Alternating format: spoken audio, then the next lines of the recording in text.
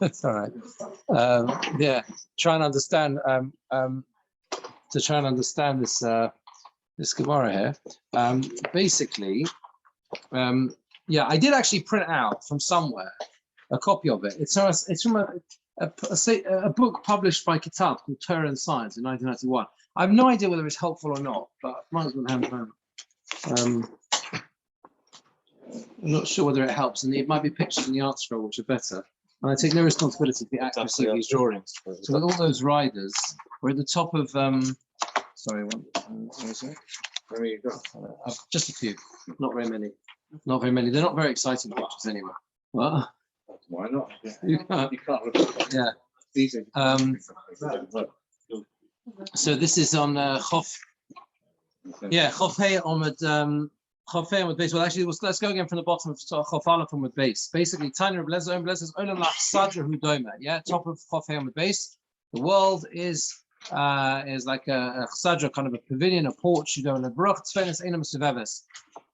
We're talking here about some sort of enclosed atmosphere, or the sky, and the path of the sun. That's what we're discussing. And Rabbi Lezer says that the north side hasn't got any wall, is not surrounded by a mechitza. When the sun reaches the western point in the sky, what happens is that it's nechfefes ba'ola lemala min harakia. It kind of bends above the sky. So obviously the sky, as the Gemora is understanding it, is kind of some sort of opaque layer above the earth, right? You can't see the sun, and that's why it's going behind that layer, and that's where you can't see. That's why you can't see the sun, and that's why it gets dark at night. That's what the Rabbi Lezer's view is, right? And you can see that in the picture here. Can you see the sun kind of getting to the northwesterly point and then bending over the sky? Those you can see the picture. I mean, that's something like that. Now, Rabbi Shoim says no. He says that the world is like an enclosed box on all sides, all four sides. And therefore it has a wall around the what's it called? Around the northern side as well. There's nowhere for the sun to go. It's as such. The entire system is enclosed. And when the sun reaches the northwesterly point, what happens is it kind of exits through a little window, something like that. Yeah. And therefore goes basically behind the whole of the world. The kippah is like the well, I think it's an arch really. We said it opens on three sides. It goes on three sides, and therefore open on one side, and that's the one side that's open that goes up. No, not Kontra sure. Kontra sure is completely enclosed. Yeah, Kontra sure is completely enclosed, and therefore it's got to go outside completely. Yeah. I think Achore Kippah, I think, is behind. Yeah, the Ben Gersh is the Kippah Shel Olam. It's basically kind of like the whole atmosphere, sort of arch of the world, or whatever. Yeah, I mean that's what the picture. I don't know if these pictures are helpful, but you can see them really sure. It's kind of going round the whole thing. Yeah. Like I said last time, much ink has been spilt. You can do your research on it if you like, on understanding how to reconcile. There's two Gemoras about this. This is the Gemora here. This Gemora appears twice in Shas, once here, or a slightly variation. It's the same idea. I think it's in Pesachim as well. I think it's in Pesachim, and it's all been discussed as how you can kind of try and understand this. The simple perspective is that it's an observation of. It's an observation, and the Chachamim are trying to explain what happens to the sun from our perspective on Earth. This is the movement of the sun. And the question is, how does that work? That is what the Gemora is trying to explore. The view of the world. Yeah, well, that's the big question about this Gemora. One of the questions about this Gemora about the notion of whether the world is flat and everything else. There's some confusion about that I think from other places in the Gemara as well. Stated the blindingly obvious. If I had been a man in the middle of the Talmudic age, exactly, this is in line with what was observed at the time, wasn't? That's why it's not in that sense surprising. except why can't you see the sunset? That's right. Why can't it go? Why does it have to do a backflip, so to speak, on itself? Right. It just keeps going round and then come back again. If you think about it, if they didn't understand gravity, then how could it be a blow? It's fall off the bottom. And I think that was a factor in the understanding. Yeah, this is pre-Copernican, pre-Galilean. That's the point, exactly. Yeah. The rock up. Yeah. The world is. So how do they explain the moon going on the Rosh Chodesh? The new calendar. Yeah, because you can see the moon moving. Now we know now it's because the Earth moves, right? But if you look at the moon, it looks like the moon is moving. So that wouldn't necessarily be a problem in terms of the sun. What they're trying to explain is how is it possible that it gets dark? What happens to the sun? Where does it go? Yeah. That's basically what they're explaining. Well, how does it get dark? What does the sun do? Where does it go? Where does it disappear to? It must be that it's going somewhere outside the atmosphere or the sky or the rakia or whatever you want to call it, right? And the question is, if it's an enclosed system, if the system is completely enclosed from our perspective, on Earth, then there's nowhere for the sun to go. Now, obviously, now we understand how we have a different understanding of the movements of the sun or the movements of the Earth. But this is how it is. This is how the Gemora presents it. Now, Sorry. that's right. Don't worry. Hope it's all right. Anyway, so let's go from the let's just see Rashi on this. Achsadra doesn't have a fourth. It doesn't have a fourth wall. Einam seveves b'mechitza doesn't surround it with a wall. The malam and rakia malachas and sruach tzofan v'gagish rakia goes on the northern side on the height of the sky. So that's what. So it seems to be saying, the northern side is basically the part that seems to go above the sky. That's what we're understanding, and therefore it's kind of where you can't see it. According to Bishua, it's lekuba oil shekule mukaf. It's completely surrounded, like in a completely enclosed tent. The kerem arav sefonis balayla night shacham alolam alechas at night. Right, so shacham alolam alechas rach sefonis balayla. The sun always goes on the northern side at night. From the west, it turns to the north, right? To the north. Shekachi lucha. Yes, Shekachi lucha.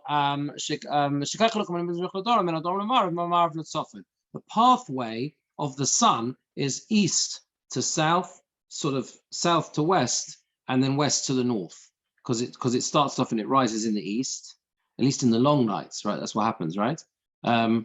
It's always in the north. It's always, even in the longest days, it's always in the north, the northerly. The night is always in the north side. Does that make sense? Northwest is where it sets. Yeah, exactly. The longest point. The longest point. Not the winter. No. In the summer, it's the northwest where it says. Now, if it's only the north, then it's at night, basically, essentially. Does that make sense? Yeah, because it goes from the west. It goes to from the west. It ends up in the north. Yeah. So that's right. Okay. Yeah, that's what it does, right? This makes sense. It's three sides. In the longest days, you've got the sun is visible in all parts of the sky, the whole east and the east and obviously the south, right? And obviously the south, but it's northwest when it's setting, and it's rising in the northeast. Correct. Yeah. And it goes back behind the arch, or behind the of the sphere of the world, by way of a window. This is how Rabbi Shua understands it. Now the Gemara says, Shenemar, the pasuk. There's a pasuk which supports the view of Rabbi Shua. Holich el darom, mesovev el tzofon. The Gemara that the holich is called the way it travels during the day. Within the atmosphere, in other words, where we can see it. At night, it's called the sivuv, sovev. It goes surrounding on the outside. Okay, so the pasuk says, "Holech el darom sovev el tzofon." So holech el darom is bayom, right? Going in the south, that's in the day. The sovev el tzofon balayla, and going and surrounding in the north is at night. Sovev holech ruach. Va'al sivo sov shav haruach, which is the continuation of the pasuk in Koheles. Eilu pnei mizrach u'pnei ma'arav. when it talks about the Sovev and Sevivosov Shafar Ruach, that's the east and the west. Sometimes it goes outside them, and sometimes it goes through them. Sometimes you can see it in the east and the west, and sometimes you can't, because it depends on how long the nights are. And the very longest nights, those are it's night, right? Those the east and the west. Who Hoya Omer? He would say Asan Rebbe Lezer. This goes according to Rebbe Lezer. So this posuk, in other words, this posuk, in other words, goes according to Rebbe Lezer. Let's just see Rashi. So Rashi says, the surrounding in the daytime is called hiluch. That's within the atmosphere. Going around at night, it's around on the outside. In the day, it's always in the south. Even on a short day, it's not less than the southern side. And it goes around the north at night. Even the short nights of Tammuz, which is Tkupas Tammuz, is the middle of the summer. It's never less than the northerly side. The long days of the Tammuz, the Keren Sfonis Mizrachis, it comes out, the sun rises in the northeast, and it sets in the northwest. Sometimes it goes around them. B'yom Kotzer, in the short day, and it comes out in the southeast, and it sets in the southwest. And it goes around three sides. It goes around three sides. Now he would say Asan Rebbe Lezer goes according to Rebbe Lezer. To Rebbe Lezer. I think that's actually going on the next bit. I think Hoya Omer is going on the next bit. Because Rebbe Lezer says, this posuk basically, it seems to be brought by Rabbi Yeshua. I think. 1 second. This Sovev it's usually brought by Rabbi Yeshua. Rabbi Lezer the whole brisa. Where's Rabbi Lezer the whole brisa? Oh, I'm a son of Rabbi Lezer. Second. Rabbi Lezer Omer.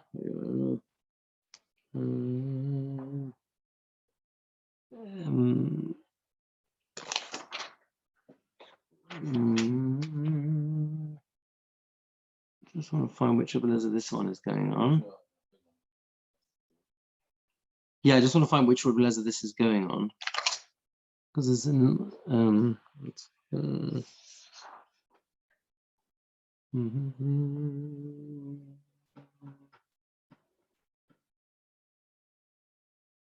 the way Rabbeinu Gershom explains it is that the brisa, Huya Omer, means Rebbe Lezer of this brisa, he himself said that the following posuk, Asan Rebbe Lezer, goes according to Rebbe Lezer. I don't know if that's the way they explain it there. The next posuk, this posuk, the coming posuk, supports his own view, in other words.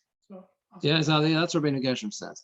So Asan Rebbe Lezer, the following posuk supports his view that the northern side is open.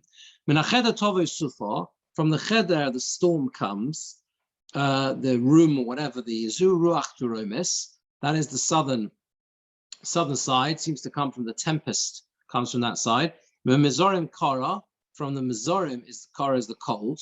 Zu ruach tzofonis, that's the northerly side, and that supports Rebbe Lezer because Mizorim means it's open.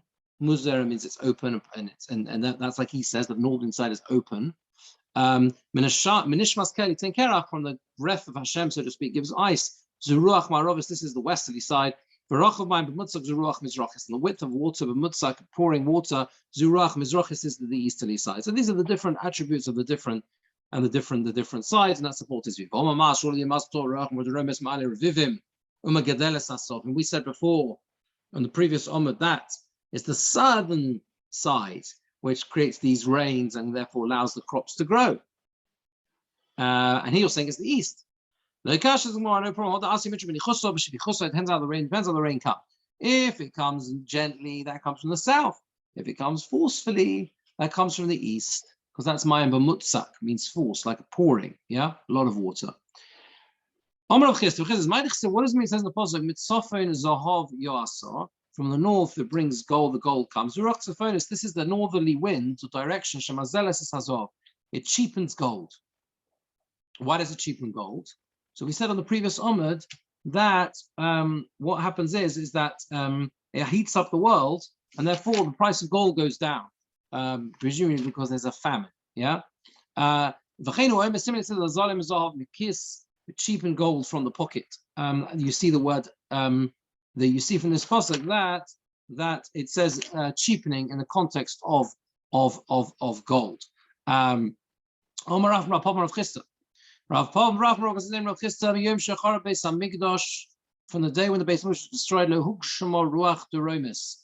There was never sort of didn't bring these nice pleasant rains in the southerly side. Shnem posuk vayigzal yumin v'rav. He decreed on the right, and it was famine. V'yochal al smol v'lo ate on the left, and it was not sated. How do you know that yumin, the right, is the south? Because the pasuk says, Sofon v'yamin atov. You created them north and right. So you see right must be the south. I mentioned this last time. You've got to imagine a person who is facing, if I get this right, probably good directions. You're facing east, yes, and therefore that's right. Or poishal, we mentioned the back is the west. So if you're facing the east, that means you're right. You're facing vertically. Otherwise, behind you is north.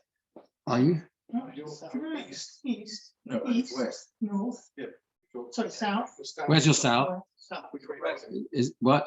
South is South is on your right. on your right, which makes sense. No? That way.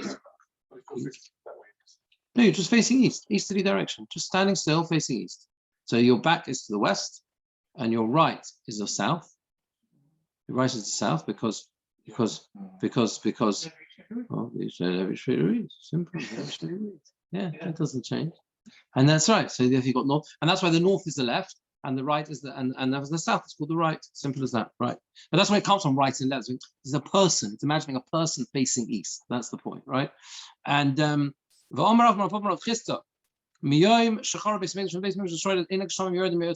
rain does not descend from the good storehouse in Shamayim.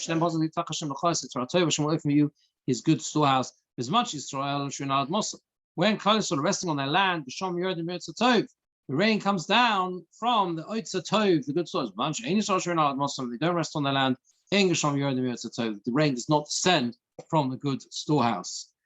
Right. Now we go back to what we were talking about before. Which, what do you mean? And then you've got a bunch of conditions. So if those conditions are like Yitzhak Hashem today, then they should some and it's in the tension mark. I'm not sure about that. That bit is left out by the bar. We should be able to have. If Klal Yisrael do the right thing, Shruin al Mosom, then Gesham Yoredim Yotzatov. Yeah, but we said Yom Shechar Beis Hamikdash, they don't show Yoredim Yotzatov. Okay. And therefore, on the two contradicting each other.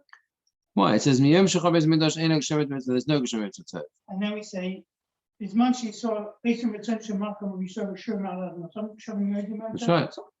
But we don't have Beis Hamikdash. No, so the two go together. What's Shruin al Mosom? Resting on their land with the time of the Mashiach, with time of Mashiach, I think. What's your problem with it? It doesn't. So I assume you show Shruin al Mosom could be now. Oh, I see. We don't have the best thing. Oh, yeah. But then having say then showing Yoredim Yotzatov. The two go together. We're assuming that after the destruction of the Beis Hamikdash, Ein Yisrael Shruin al Mosom. Okay. That's what we're assuming. Now you can ask a separate question. Well, are we there now? That's a different question. But what? Because it's in the Tochacha, isn't it? Where is it? Chovches? Just before, no? It's in the Brachos, right? It's just before the Tochacha, right? That's right. I'm saying it's just before the Tochacha. So, that's the context, isn't it? We're doing the right thing, not being expelled from the land. Isn't that that's the? Well, what does it say? What is? I mean, that's the context, right? If you do the right thing. Exactly. When though? But when those brachas are if you do the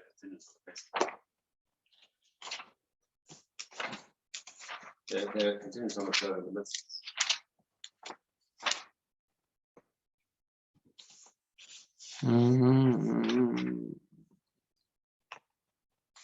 It's interesting because the Bach leaves out the words Osu Sona Shamokim.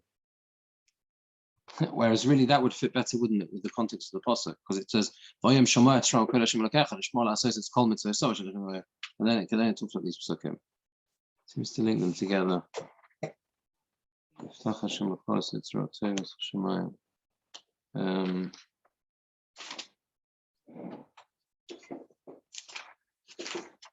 Where does it say Yiftach Hashem L'Chos? Where does it say Yiftach Hashem L'Chos? It's not Kisava. It isn't Kisava, but it's not before. It's not after. It might be in, Oh, sorry, it is. Yes, it's Hashem L'Chos. Sorry, it's my mistake. I was too early.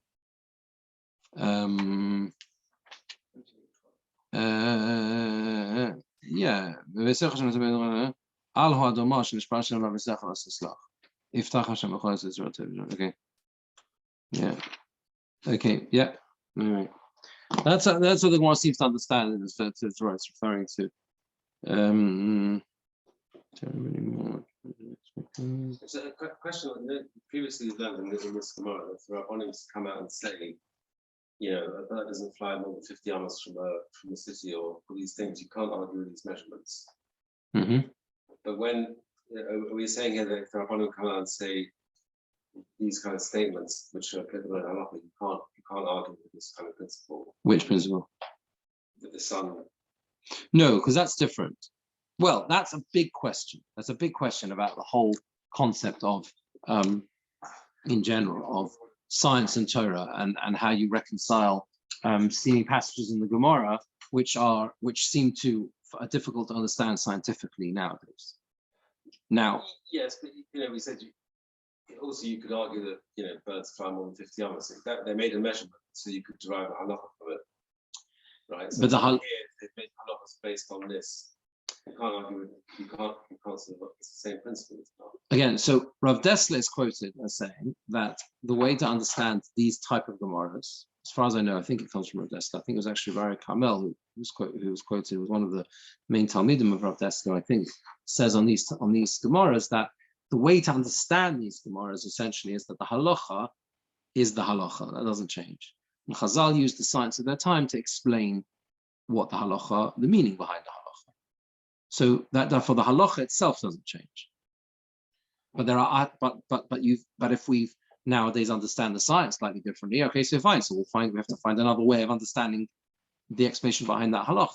You know, if you came along and you measured that there might be situations where a bird can fly further, we could always, in that case, we could always say and respond to you, yes, there might be exceptional birds and go further, but Chazal fixed a we call it an average, call if you like, that's something else. That's a slightly different, that's different to here, where you've got a basic question on the whole sort of science of it.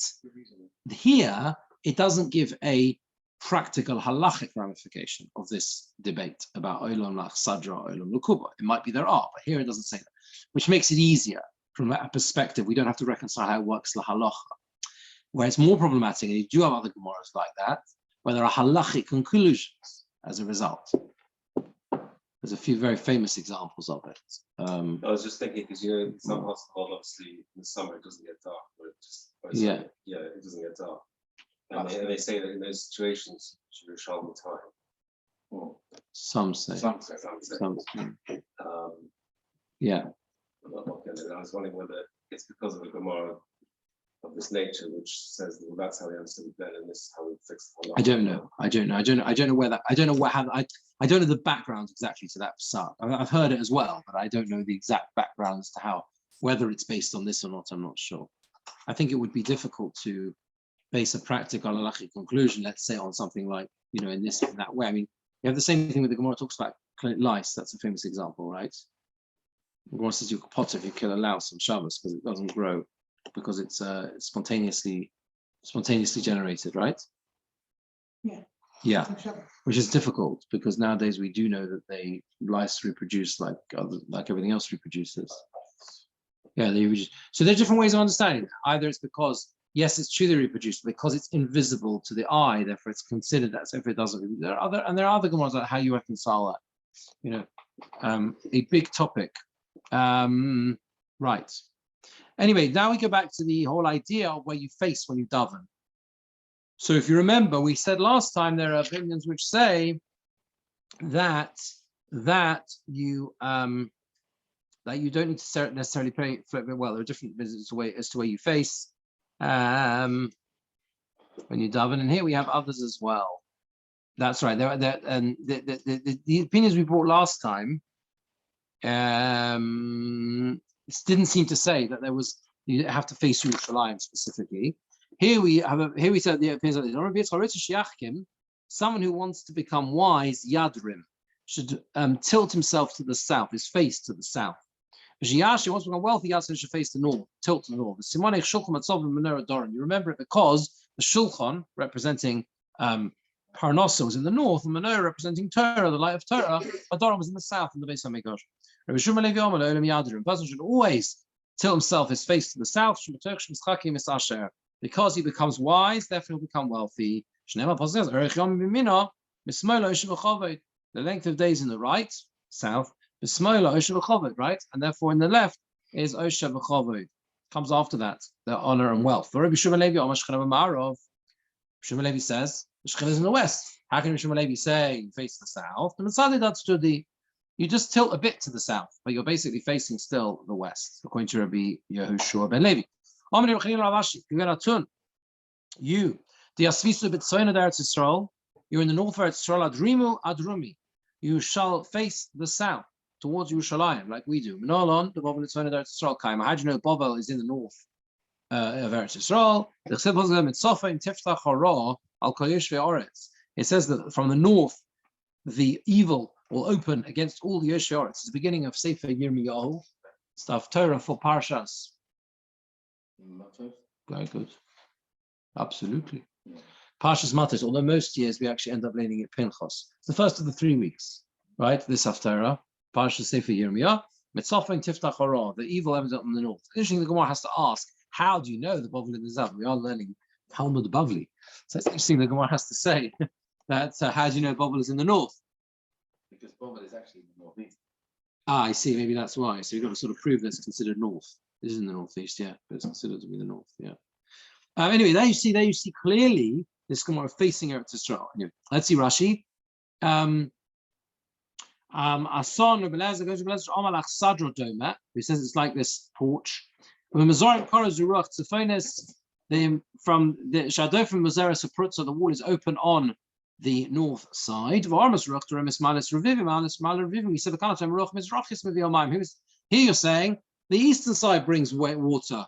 Before you say the south, we said Bom and Adarim, then it comes from the south. If it comes slowly, gently, it comes from the south. If it comes forcefully, Bom and Mizrach, it comes from the east. It says, you're pouring the water. The Hukshma Ruach, the Romestros, Regin Lavi, Revivim, Tovim brought good rain, but it hasn't done so since the base was destroyed. You see the right is the south, the Ksiv Rav, and it talks about famine in that context. In the context of the Vayigzal Varav, there was famine as a result of that. To give the water of your land, Yadrim, you should tilt his face to the south. The Simonic Shetachim, don't make a mistake, is that Shulchan and Sofan and Menorah. The Mitzadi that studi means ma'at, you basically matan at Sadarim, you tilt towards the south. Adrimush, you point him at Yerushalayim. You face Yerushalayim. How do you know you face Yerushalayim daven? Because the pasuk says in Sefer Malachim, they shall daven to you by way of their land. You face the land. Okay. That's the next bit. Sorry. Now the very last bit of the Gemara on this Mishnah, the case in the Mishnah was you got to distance the mishrap, where you soak flax in the pool, from the vegetables, and also you have to distance the bees from the mustard from the bees, because the mustard damages the bees. The bees eat the mustard and they go back and they can't produce honey. Rabbi Yossi says it's okay. Says the Gemora, Rabbi Yossi allows it with mustard. You can say you're telling me distance your mustard from my bees. You should distance your bees from my mustard, right? Because they come and eat the flowers of my mustard. That's what they're doing. Rashi says, you're telling me to distance myself. You're the mazik. You're the one damaging the flowers of my mustard. We learned this at length at the beginning of the parak. Rabbi Yossi basically says they are both mutually damaging each other, and therefore he can claim to him, why should I distance? You should distance. You should be the one to distance. You're damaging me. Right. Okay. So we are now at the next Mishnah. Now this Mishnah is a Mishnah we have on. What is this with now with the tanneries? So could we have the tanneries on the west side? You're going back to there. But I remember this is where this discussion It did. Absolutely correct. Yeah, absolutely. It's always got to find your way back through the forest at the end. It's so important. Yeah. So that's what the Mishnah said. You can only make a tannery to the east of the city. But Rabbi Kiva disputed that. So you're asking where can you actually build the tannery? You're saying it's either not in the west at all or in the west 50 You can- amos from the Well, you can build it in the east. According to the Tanakama, you can build it in the east. The first bit in the Mishnah says you can build it in the east. And the Rabbi Akiva said that, and that's because why is it that you can build it in the east? Because that's to do with, I think, the way the wind blows. But Rabbi Akiva, we said, is basically saying that you cannot build it in the west at all. Everywhere else 50 amos, but not in the west at all. Why? Because Rabbi Akiva holds the Shechina is in the west. That's what we said. So that's why, because of this to start building the tannery in the west is not appropriate, because that's where Hashem's presence is. Yeah, that's what we said. So yeah. So this Mishnah is the source of Rabbi Yossi's opinion, the very famous Rabbi Yossi that I said at the beginning of the parak that runs through this entire parak. We saw this Mishnah briefly when we learned it originally. Rabbi Yossi is of the opinion, al hanizik laharchik esatzmi, right? If you come along and someone sets something up that's going to damage you, he can turn around and say, you've moved yourself out of the way. You're right, I'm causing you damage, but I'm causing you harm, but it's not my problem. You move yourself. You shouldn't be in the way of the thing that's causing you damage. Now, Rabbi Yossi is a very difficult perspective to understand. It becomes even more difficult when you realize that we paskin like Rabbi Yossi. On the nizik, person who's being damaged. We have to qualify and understand when Rabbi Yossi says opinion. Very important Gemara, short Gemara. We're going to try and finish the Mishnah and the Gemara today. Like I said, I want to try and make sure we finish the parak. It's Hashem. Hopefully before Pesach. Says the Mishnah, you distance a pit from the tree from a pit 25 amos. You've got to be that far away because the damage the roots can do to the pit. If it's a charav, a carob, or a sycamore tree, 50 amos, whether it's above or below, or it's above or on the same level, makes no difference, and that's because the roots cause this damage, right? And we don't want this causing. It's not fair, not right. Now we also did this in the context of the private. Remember, we contrasted this Mishnah, but like a daf or so ago, we contrasted this Mishnah with the case of a private person, a public person. This is private, and that was public. Do you remember where was the public? We were stricter on multiple levels, but when it's private individual, we're not as strict. Here it says like this. The imabar kodma, if the pit came first, koitzates, that means the pit was here, and you decided to plant a tree. So I own the pit. I can turn around to you who planted the tree. Remember, you're planting it in your own property, right? But your roots are going to eventually damage my pit. I can turn around to you and say, excuse me, how could you do that? I had a pit here. Eventually your roots are going to grow, and they're going to destroy my pit. So imabar kodma, koitzates, he can force him to cut down his tree for no sin domim, but he's got to pay.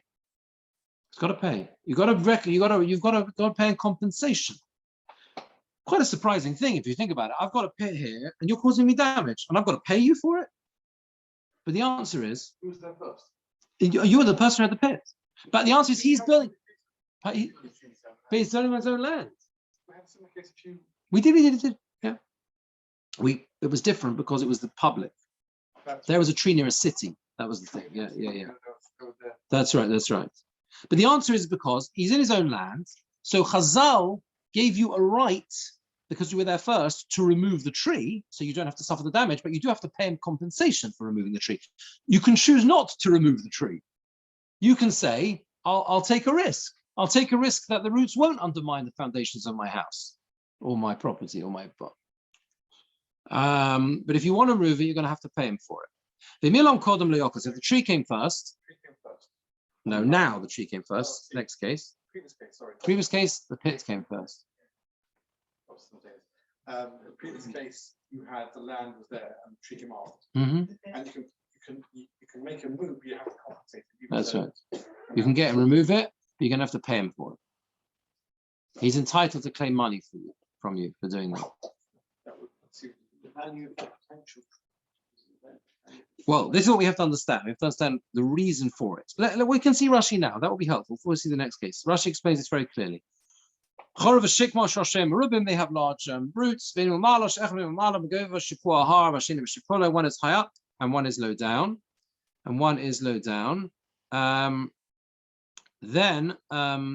Right. And outside the carcass is on equal land. Now this is the key Rashi. To Kivon, why do you have to pay? To Kivon, to be a he planted his tree permission. There's nothing wrong with it. She'ena mazik adzman godol. It's only going to cause damage in a long time in the future. Right? It's going to take an awful long time for the roots of this little tree you planted to grow 25 amas into the other guy's pit. Okay? Nothing wrong with the tree at the moment. Therefore, lo chayvu chachomim lokot.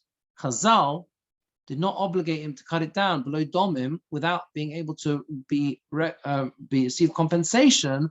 Because it's only the damage being caused to a private individual. If it was, which was the case we had before, where if the city was first, you're allowed to cut it down and you don't have to pay any compensation at all. Why not? So we said, first we suggested in the Gemora that it was because it was a kidra the Beis Shutfi. It's owned by two different people. No one's going to pay the money, and it's not going to, remember that, right? Then we said, no, you don't have to go on to that. Simple. There's a difference between damage to the public and damage to a private individual. Damage to the public, we're much more concerned about than damage to a private individual. We care about private individuals, of course we do. But this is about balancing balance claims. So our gut reaction in a case like this is to go hammering on the neighbor's door, right? And say, when you see him planting his tree, and say, how on earth are you planting your Californian redwood in your back garden when you know that at the moment the redwood's this high, right? Because you just bought it from the garden, what's it called, the garden center, right? But it's going to grow like that, and you're going to undermine the predicament. So the gut reaction is, I go hammering on the door, and I say, I'm bringing a chainsaw now, and I'm cutting it down, and don't ever do that again. That's it. But this is about balancing claims. The guy could turn around and say, what do you mean? I've done nothing. I've done nothing at all at the moment. There's yes, true, damage in the future, whatever. But at the moment, I'm not causing any damage at all. I therefore got permission to plant it now. There's no damage at the moment. I've got permission. Like, you want me to remove it? Because you're worried. And because you're concerned about future damage. So, okay, no problem. But you have to pay me for it. I'm not going to lose out. It's not fair. Yeah, does that make sense? That's the balance. We had a few weeks ago. It does. That's what the Gemora reconcile. That's what the had to reconcile there. It contradicts it. Because the idea was previously. There you chop it down without paying. No, not there. But the principle was that any change you make, I had argued that the change you make won't be effective until later. Like, the principle of changing is immediate. Okay, recoverable. Yes, that's a fair point. That the change. There should be liability, you're saying now, because ultimately it's the planting now which will cause the damage a lot later on. However, Rashi seems to say here that is not the case because the damage only happens later and it does not happen now, the actual physical damage. Yeah. Yeah, but I can't remember how we said it there, the I damage. just remember we had a thing of- Do we actually say the damage? Okay, happened now. Happens on later, so yeah. No, big change. No, that's why. I can't, you have to remember the case, which case? Okay, right, small homework. Yeah, finally.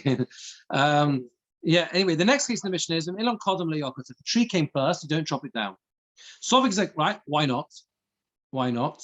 Because then a different story. If I planted my tree and you had no bar there, then it's not going to go away. I mean, it's my land. I like what I like, and there's nothing there to damage. You can have a debate. You have a machlokas. No one knows. Don't remember. No one took a picture. No one recorded when the tree was planted. The bar was planted. Right, dug. Lo yokuts. Then you don't have to chop it down. You don't chop it down. Rabbi Yossi says, why not? By the way, why don't you chop it down? Why shouldn't you? Yeah, yeah, simple. You want to prove? You want to prove? You can't prove it. No. Now, Rabbi Yossi says, Rabbi Yossi says, now this is the key Rabbi Yossi, right? Even though the pit comes before the tree, lo yokud, you don't have to chop the tree down. Even though you put the tree in when you shouldn't have. I'm digging in my land, you're planting in your land, and Rabbi Yossi says, the one who is suffering the damage, he has to move out of the way. He has to move out of the way. And what the Gemora needs to establish in this short but very important Gemora is, what are the parameters of that? How far does it go? If I shoot an arrow at David, I'm not going to do it. If I shoot an arrow at David, okay, can I say, I'm not liable? Yeah, you should move out of the way. I shot my gun at you, you should have ducked. I'm not chayav. Ukraine should get out of the way. Yeah, Russia wants to get through. Get out of the way. That doesn't make sense. Part of the principle of setting fire to someone's field. So clearly that doesn't make sense. And clearly there is liability there, right? Otherwise there would be no liability for killing someone. So clearly that is obviously absurd. But the Gemara has to establish how far does it go? If I shoot an arrow and David's holding a shield, You can't compare maybe planting a tree that's grammar. or Yeah. digging a pit on your own land with shooting an arrow. Why? Sure. Why? Because why All it is a question of how long it takes.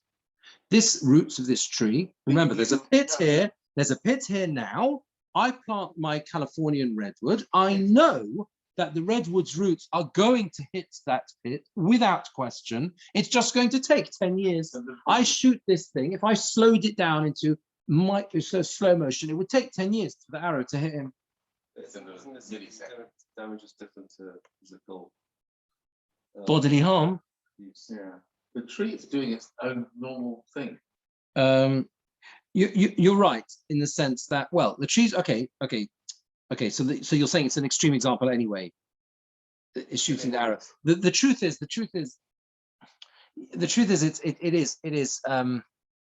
we have to do a little bit careful. Also, the case of the arrow is also relevant to Groma, for example. If he's holding the shield in front of him, we discussed that. Remember the Garmi, where it's indirect damage and that type of thing. But the principles are similar. All right, let's see the Gemara. The Gemara will explain it. Yeah. Why can't, if I have beautiful trees in my garden and my neighbours within 25, I must start digging wells. Why can't I injunct against him as well, or claim damages? Because he's taking all my water away from my trees. Or he's shaking the ground. He's disturbing the ground. Yeah, well, why is only this? It doesn't seem to be that the digging of a pit does cause that damage. Otherwise, you would have that claimed.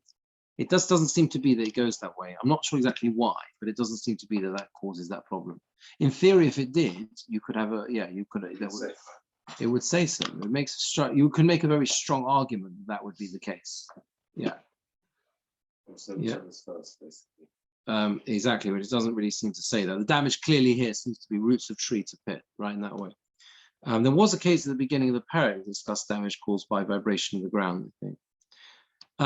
Right. So the Gemara says, Tana Boy Bensha, just clears up the next page of the Mishnah first. Tana Boy Bensha Bolamata Vilan Amalo, whether the pit is the Tabraisa says whether the pit is below and the tree is high up, Bensha Bolamala Vilan Amato, whether the pit is high up and the tree is low down. Whatever way it is. If the pit is low down and the tree is high up, so the roots go and the roots go down, right? And they damage the pit. And if it's like on a slope and the pit is above and the roots of the tree is below, what's the problem? They basically like kind of like weaken the ground, makes the ground slip or whatever, and they damage, like cause subsidence basically in the foundations of the pit. That's the problem. That's what the roots do. Rashi says Chalada is one of the things that puzzles an animal. Shchita, I think it means to slit. I think it's to do with the way you shech the animal. It goes in the wrong way when you shech. It goes basically underneath the floor of the pit. Now, Rabbi Yossi says, you reach in your own property. So the first thing we have to establish is the halachas like Rabbi Yossi, or the nizik, as the one who's being damaged has to distance himself. Omar Avashi, this is the key qualification of Rabbi Yossi. When we were in the house of Rav Kana, we said, Modi Rabbi Yossi begeri today. Rabbi Yossi agrees if it's his own arrows. Now let's see this Rashi carefully. Halacha Rabbi Yossi is to just before the arrow. The nizik has to distance himself. Can you see that long Rashi towards the end? Yeah, quite long. Begeri delay. What does that mean? This is the case. Where damage reaches in mitoch yodov shel mazik, directly from the hands of the mazik, the one causing damage, as is the case in the Gemora in Bava Metzia, at the end of Bava Metzia. This is the example Rashi brings of a geri delay, where it's his arrows. Hanu Beitrei, two people, one lived upstairs, one lived downstairs. If Chisma Ziva, the floor fell through between them. Whenever he used to wash his hands, he used to wash his hands and it would fall on the guy below. When it falls directly from his hand on the guy downstairs, he's washing his hands and it's going on the guy downstairs. That's called his own arrows. But if, let's say, he pulls them and it rolls somewhere and then it falls down, something like that, then it could go into the gandari, the water rolls and then falls through. Low correlate geri delay. It's not called his own arrows. So what's the definition of geri delay? When do we say Rabbi Yossi agrees? Rabbi Yossi agrees if it goes directly from his hand to the other guy's place, right? Other guy, direct, yeah? It's direct in that way, without something interruption in between, then that's considered to be his arrows. So yeah, and that's what Rabbi Yossi agrees to. And the Gemara now is going to give some examples of where this applies. The idea seems to be miyodo mamish, from his hand directly. That's why it's called geri delay, shooting an arrow. You shoot an arrow, it goes from your hand and hits him.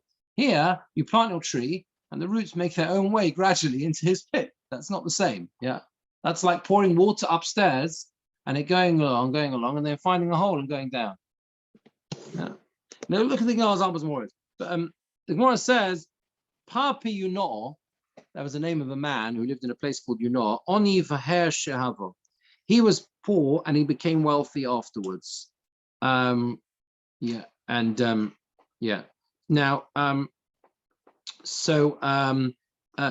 a and now this man have a bona apadno. Basically he built a palace. There were people who used to press sesame to make oil in his neighborhood. When they used to press the sesame, have a naido apadne. They used to crush the sesame and it made his whole palace shake. Also, the coming of Rashi, he says, when we were in the house of Rav Kana, we would say, Modi Rabbi Yossi begeri delay. Rabbi Yossi would agree, begeri delay. If it's his arrows, here it comes directly from them, right? As they hit the sesame, it causes the vibrations damage right now. So it should be that they have to stop. It has to be as much if they put a jug on a wall and the lid was on the jug, the cover would shake or would come off because of the vibration, the power of the vibration. Right? That's Rashi's pshat. Tosfos has a problem with this because he says that's such a colossal amount of vibration that the whole thing would fall down, basically. And therefore he says it doesn't really mean, he gives a few explanations. One is it's holding in your hand, and then it can come off easily, something like that. Or the Ritzbah defends Rashi and says actually that you can shake it off with just a little bit of movement, even if the whole palace doesn't shake. Yeah, why does it talk about the fact that he was poor and then wealthy? So that Tosfos says because he was poor in the first place, and they would never have thought that he might possibly build a palace. When these people who crush the sesame, even so, if it's Gere delay, it's direct damage, they've got to distance themselves. Even if they were first. Why not? Be setting up shop first. As you cause the damage, you're damaging his property now. No? It doesn't talk about whether they were first or not. Yeah, it seems to be. Yeah. Doesn't make a difference. Yeah. This was Rabbi Yossi very nicely because it says it doesn't matter if we keep that. Yeah, Rabbi Yossi says except if it's Gary delay. If it's direct damage, you can't say you can't then it seems to be you got to be responsible. What? So this is it. Yeah. Yeah, or even not, just cause the walls to shake. Yeah. That's not direct damage. It is. It is. Yeah, this is direct damage. Yeah. It's the most violent, it's direct damage. If it's coming directly from the action that you're doing, so like pouring water directly on the bloke beneath you, you're crushing these sesame seeds, and as you do the crushing motion, his whole house shakes. Okay, the pneumatic drill outside the front door, and you see the cracks in his house. Right? Do you understand? That's called his arrow, right? Look at Rashi. That was his name because name is place. Atsuri, so Shem, and they press oil to make. They press sesame to make oil. Comes from his hands because of the beating. That's why it makes it shake. How much does it have to shake to require? This is saying if you place a jug on the wall, and its lid was on top, the cover will shake because of the vibration. Right. Another case, the Bar Miriam, Breda Rovin, the house of Bar Miriam, the son of Rovin, Kiavanafti Kisna, when they used to beat flax, have a Oslo Riksa, so the chaff which came out of the flax used to go a Mazka Inshi and damage people. The flax went into their nostrils and damaged them or whatever. Also, the coming to Ravino, they came in front of Ravino, who is it to them? Kiam Rinon, Moidi Rabbi Yossi Begeri delay. When we said, because they obviously were coming along and saying, the people were complaining, this is Geri delay, direct damage. They're beating the flax, and as they beat the flax, the bits of chaff go off and they go out and destroy our breathing capacity. So the Ravina said, not so fast. When we say the Rabbi Yossi agrees that the person who causing the damage has to distance himself if it's his own direct damage, his own arrows, that's only if it goes from his own power, his own steam. Here, what is bringing the chaff into your noses? The wind. There's an involvement of an external entity. It is not the same as shooting an arrow. It is not the same as crushing sesame seeds, where the crushing makes the wall crack. Here, you're beating the flax and the wind carries it off. That's not the same. It's not direct. Okay?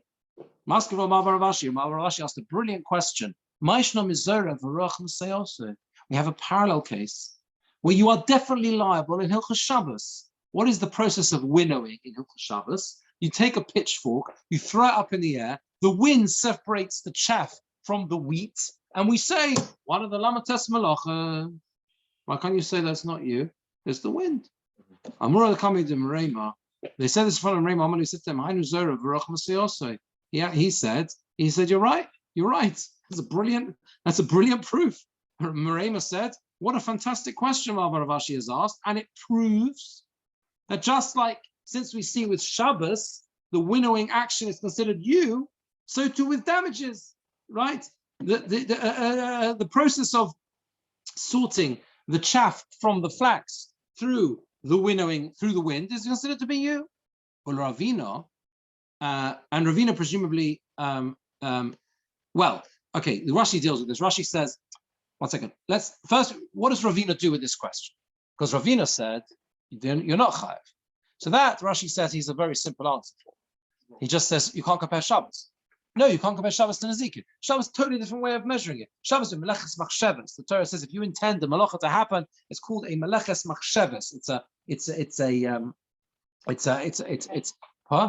Yeah, it's exactly intended malacha, and this is the way it's set up to happen and to work and everything else. That's Zoreh works like that, and that's fine. That's why you're chayav on Shabbos. That's nothing to do with Nezikin. Different part of Shulchan Aruch. And that's why Ravina says, don't bring me questions from Shabbos. But there's another question on Ravina. The classic case in Bava Kama, the spark that comes out of the blacksmith's hammer. And you're chayav. That's the famous Mishnah. Yeah, or if it was the Chanukah outside, that's the whole case, right? You know what I'm talking about? Yeah. So what for the damage? Yeah. Well, if you're allowed to, well, this is the case of where you're a blacksmith and you're banging iron, and a spark comes out, and that spark sets fire to something, and everyone says you're chayav. You should be more careful. Yeah. So the question is, what does Ravina do with that? Ravina says that you're potter because it was the wind. In the case of the spark as well, it has to be carried by the wind. It's not going to go without that. Yeah, no, but it's different. This is a spark. This spark is carried on the wind. Yeah, different. Piece of paper, let's say 5 pieces of paper, the wind carries the paper. Oh, there you set fire, and that fire then just lights and lights and lights and lights and lights, and that's machlokes about whether fire is considered to be your arrows or your money. That's the chitz, ishim chitz, shmol is overcome. But here we're assuming it's carried by the wind. To pay. So there he says like this. No, it's not comparable. There he wants it to go. He wants it to be carried away, so it doesn't set fire to his house. Over here he has no interest in it going far away. Okay, so you're going to tell me, well, who cares what your interest is? What's the difference? Whether here he's got no interest in the chaff going into other people. He's not interested in blowing away. He doesn't care. Right? What's the difference? Who cares what you want or don't want? So Tosfos says the way Tosfos seems to understand it is that because you want the spark to go away, you hit it very hard so that the spark goes far away without the wind. And that's why there's a chiyuv there because of Aish, right? Because of the fire, the damage that you're causing, right? And because it would go just through a regular normal process, a normal wind. Here, you don't want it to travel far away. You don't hit it harsh, forcefully, and therefore it would never move at all without the wind in the case of the flax. And that's the difference. That's not considered your koyach. Right, whereas the spark is directly considered to be your efforts, your energy. Let's just see Rashi very quickly. Which they shake off from the flax, the chaff. Maishnom Mizora b'Shabbos t'chayav. Why winnowing on Shabbos you're chayav? Al pi shel roch masayoso. The wind helps you. Choshev le'osa melacha. Considers it as doing melacha. Al nageri deleinin. We see it's his own arrows. So the first one. So Merema said you're right. Shabbos v'kochoi. Just like Shabbos is your action, your strength. It's your direct action. But Ravina disagreed. And Ravina he didn't have a problem with winnowing and the wind supporting him. It wasn't a question. He says you can't earn money from Shabbos.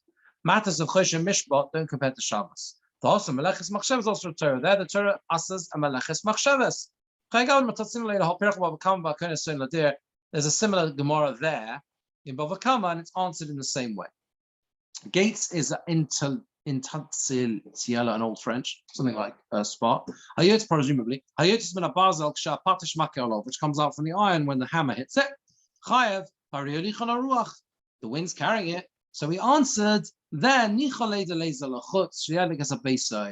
there you hit it very forcefully so that it doesn't set fire to his house, and therefore it's considered to be your own direct action. Here, when you are throwing the flax up in the air, you don't care where the chaff goes. You don't want it to blow away. So you just throw it up and the wind carries it away. It's not something you're intending to do. You need to rely on the wind. That's not considered to be your direct action. And therefore, that's why Ravina held the people who complained, tough luck.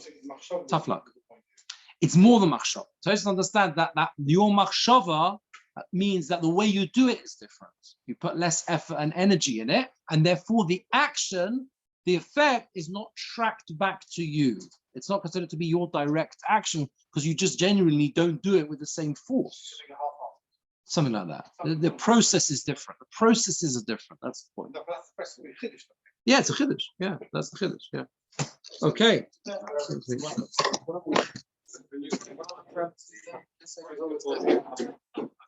you